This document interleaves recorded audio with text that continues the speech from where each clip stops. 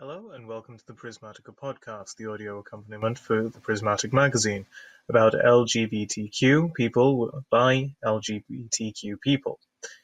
Each episode we bring you a sci-fi, fantasy, or otherwise speculative fiction story about one or more LGBTQ people. The story featured in this episode is When Wizards Sing by Steve Carr. Steve began his writing career as a military journalist and has had over 230 short stories published internationally in print and online magazines, literary journals, and anthologies since June 2016. His young adult collection of stories, The Tales of Talk and Knock, is scheduled to be published by the end of 2018. He is old, older than anyone I have ever known. I look at him as he rests, his pale, expressionless face seeming unfamiliar. I wonder wasn't it only a year ago that his balding head was thick with hair the color of fiery red sunset? On his lap, the patchwork quilt bordered with a fringe of the color of golden reeds is one that I made for him. My fingers ached as I stitched each square, using exotic cloths from uncharted islands, while I watched him age so rapidly. Beneath the quilt is a frail body that once, in days when he was well, could playfully carry me on his strong back. It is his brow that looks the most withered with age, lined and cracked like an old painting exposed to excessive heat. In the tradition of our years together, I lean and kiss him there. His eyes suddenly open, two red-rimmed, glassy jewels that nonetheless remind me of his ability to hold me with a stare alone. Whilst all else is lost, his gaze is still magnetic and piercing. From the beginning, his eyes have been maps, and I have sought in them the direction to my most perplexing problems. Should I go home? How long will I live? What about the monsters beneath the sea? He begins with memories, history lessons he taught me long ago. He speaks as if I don't know these things. The nests of Cat are scattered among the cliffs above the waters of the Great Pearl, or Sinso-Takar.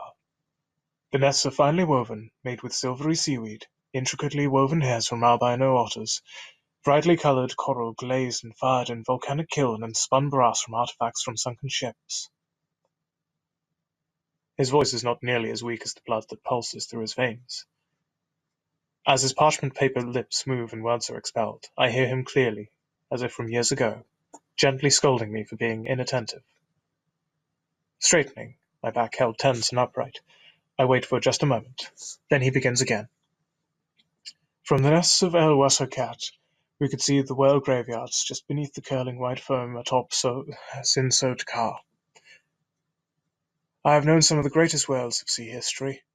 Dandor Magnifico, the leader of the 16th century undersea rebellion. Portent Tremor, the largest whale in recorded sea history. Amsa Dolphinina, the great blue that translated and taught the language of man to the creatures of the sea. Each one, and many more, entombed in shimmering rainbows of coral, guarded by the legions of deadly striped blowfish and ever-so-watchful sea anemone.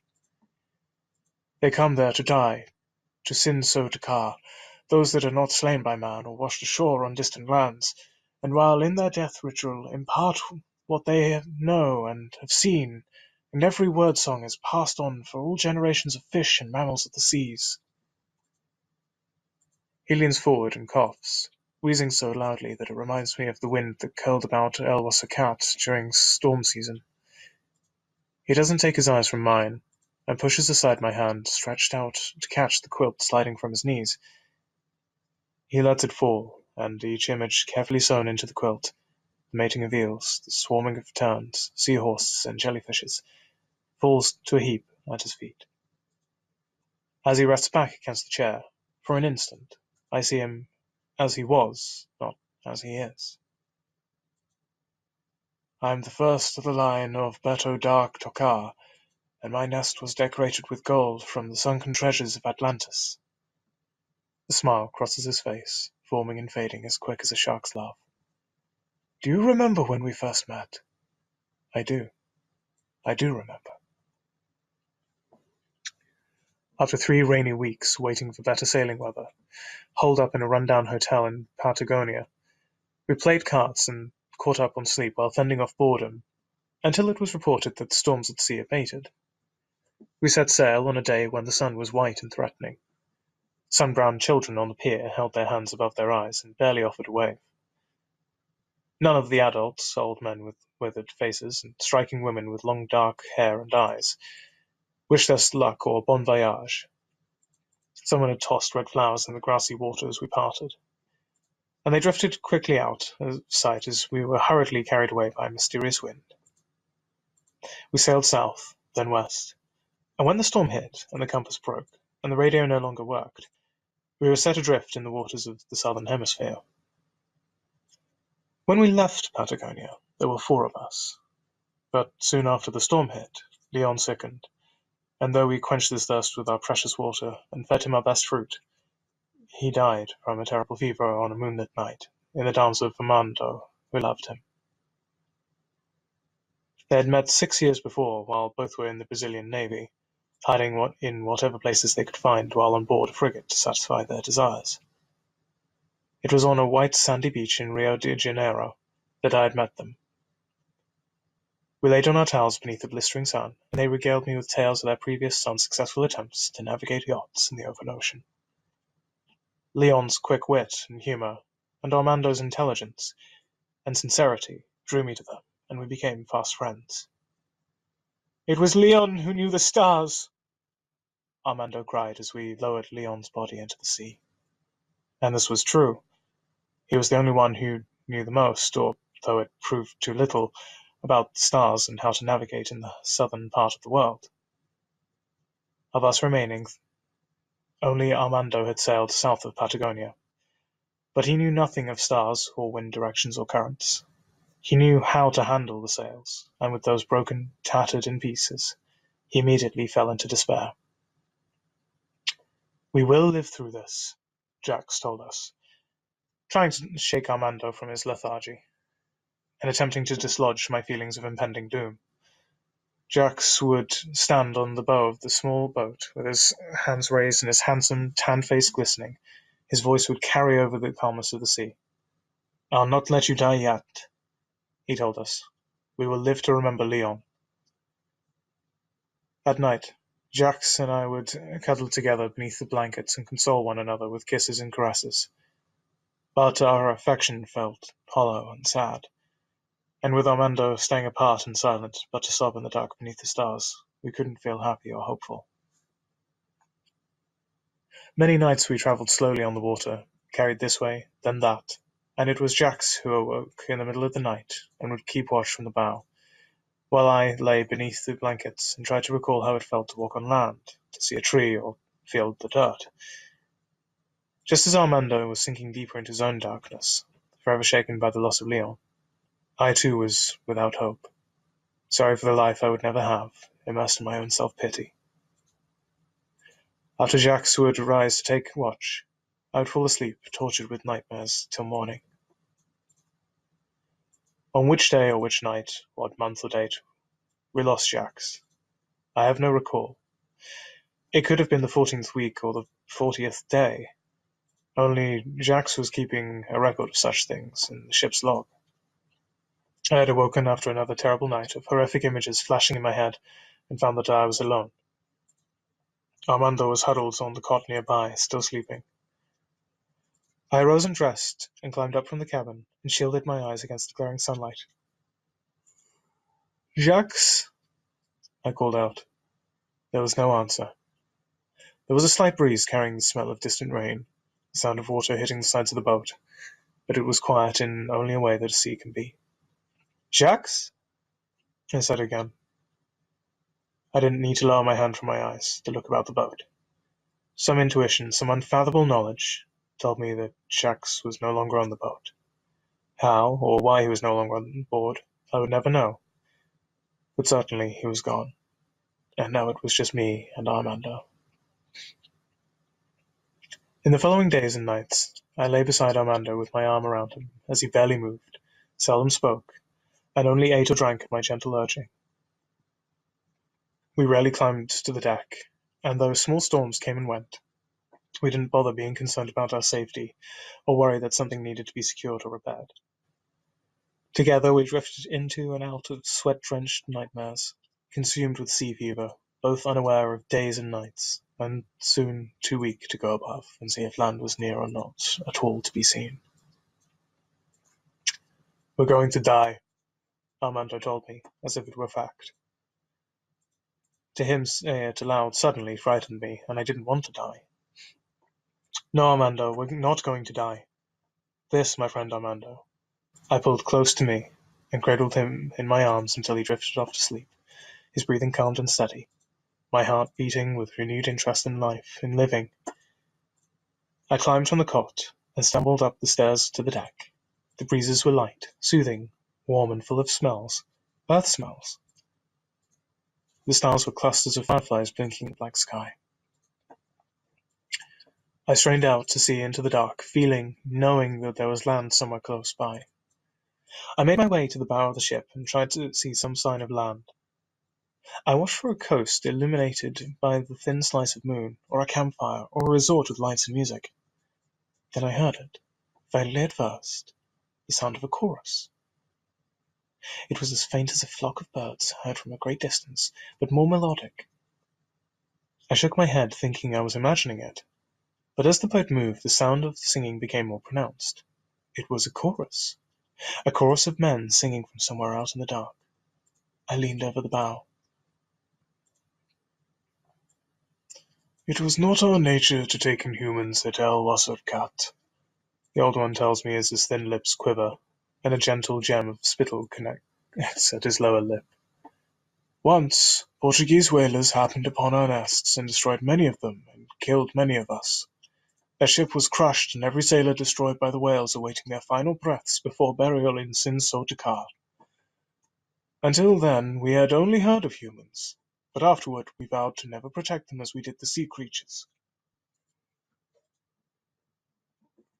He leans back and raises his thin hands to his face, traces the curves of his dark eye sockets, the sagging skin of his once strong jaw, and the path from his chin to his neck. Both hands move across his skin like spiders dancing on water. "I was warned that you would bring great harm," he tells me, once again locking his eyes with mine. "I was encouraged to toss you back into the sea.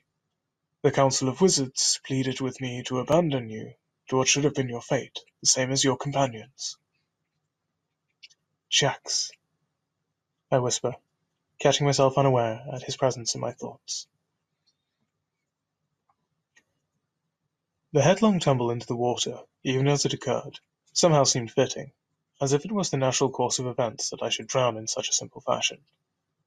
The boat merely lurched, momentarily jolted by a strong current, and in a rush of seconds the black sea consumed me. I knew that I was leaving behind one world and entering another.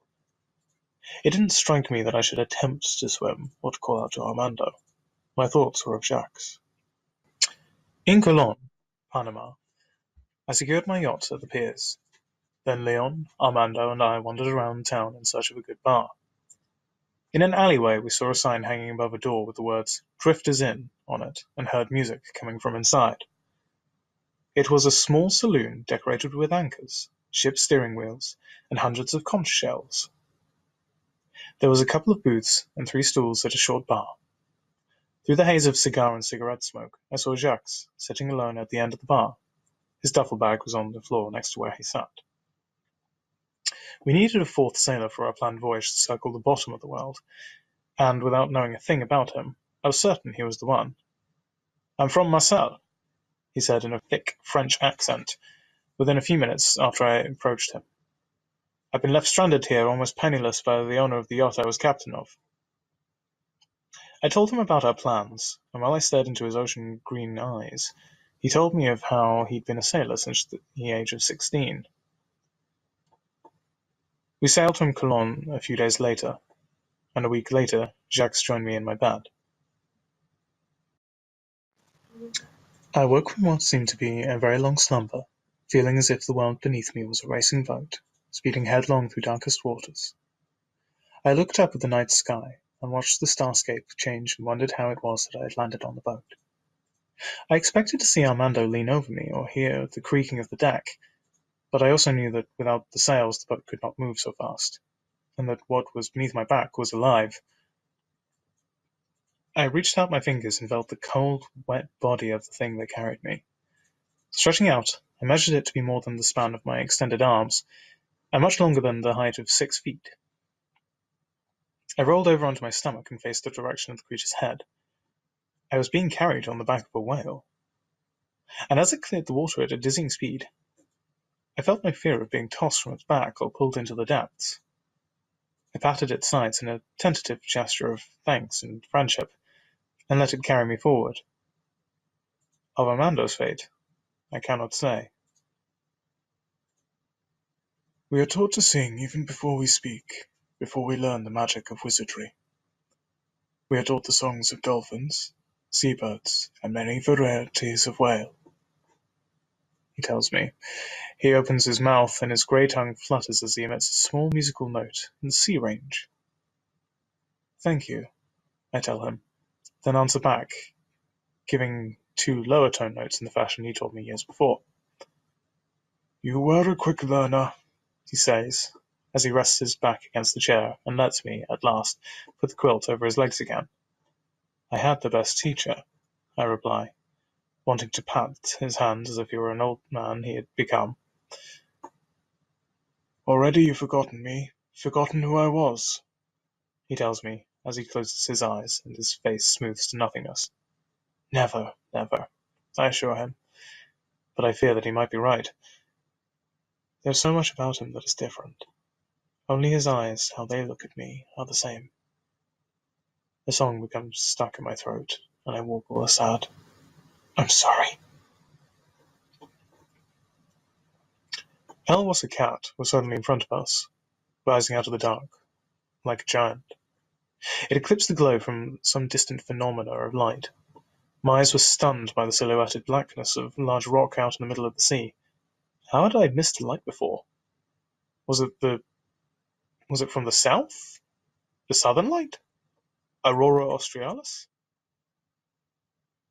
And the music, the chorus of song coming from the rock, seemed to ebb and flow in a pattern that was equally enchanting and terrifying. Never had I heard such a hypnotic sound, a mixture of male voices, whale songs, flutes, and the rich texture of bows across the strings of 100 violins. The music arose out of the dark side of the rock, almost as if the rock was singing. I sat up on the whale and cleared the spray from my eyes. Maybe, I reasoned, I have died and am entering heaven. Or hell.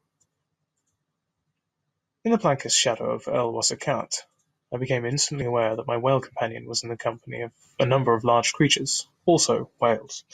They gurgled and hummed, sang and chattered to one another. My whale, if I could call it mine, slowed considerably. In the dark, I could hear its body sliding along the water of another whale, then another, and another. I strained to see into the darkness of El Wasakat to detect what or who was making such music, but I couldn't discern any living things. Then silence fell, and I lay upon the whale's back and held my breath. Light from the rising sun struck the water all about me, and I cried out in pain as a dazzling rainbow of light lifted out of the water and momentarily blinded me. My hands over my eyes, I feared opening them, afraid of having my eyes burned from their sockets, but I knew that I would have to look. Beneath me the whale had become very still, and the voices of El Wasakat rose even higher, but now as thick with baritone and tenor sounds, as if sung by trained opera singers, and these lower notes were held for what seemed an impossible length of time. I removed my hands from my eyes and had my first look at El Wasakat, and saw it bathed in light. It was a golden half-shell of a volcano, covered with hundreds of glittering nests, and in each nest stood 1 or 2 men, facing the light, and draped in gossamer garments of black and gold, decorated with starfish and conch shells. Beholding the beauty of that, I also looked about me and saw that there were about 20 whales of different species, all facing El Wasakat, and surrounding the whales were fish and sea mammals of every type and color. The water seemed very shallow, because easily seen beneath the surface. There was a sparkling coral, seemingly woven into a tapestry more elegant than I'd ever witnessed, and reflecting like a jeweller's window in sunlight that bathed it. For fear of missing something, I turned from one side to another, ignoring the last shudder, the final breath, of the whale that had saved my life and carried me to El Wasso Cat.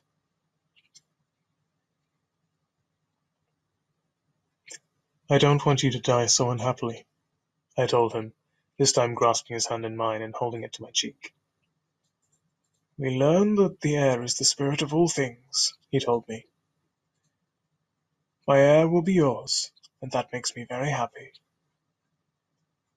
We should never have left El Wasso Cat, I answer, knowing that for all the years sharing the nest above in Sotakar, I had not aged more than a few days, and that I'd heard and seen more wondrous things than can be expected of any mortal on earth.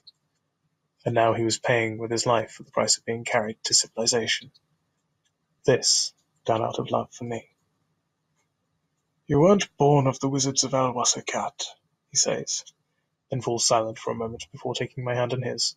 And I wasn't born of humans in this place you call home. I could take you back, I suggest, knowing that he is too near death to survive even a short journey to the coast, where a dying whale would begin its pilgrimage back to El Wasso Cat and carry us along. Sing to me, he tells me. A joyful passing into the realm of air is possible only when wizard sings. What shall I sing? I ask. Of the morning when I carried you from Wales back up into my nest, and we became as one. I open my mouth, and from deep within me arises the song of a wizard. The end. Thank you for listening to the Prismatica Podcast. This episode's piece was read by Edmund, also known as Knight. It was written by Steve Carr, and to read more of Steve's work, check out his website at stevecarr, with 2 R's, 960.com, or find him on Twitter at carsteven960. If you enjoyed this episode, please rate and review our podcast. It really helps other people find the podcast, and our staff and contributors love the feedback. You can find this show on iTunes, Google Play, or your podcast app of choice. We're also on Facebook, Tumblr, and Twitter, or you can check out our website, prismaticamagazine.com, to find out how you can become a contributor. Thanks for tuning in, and see you next time.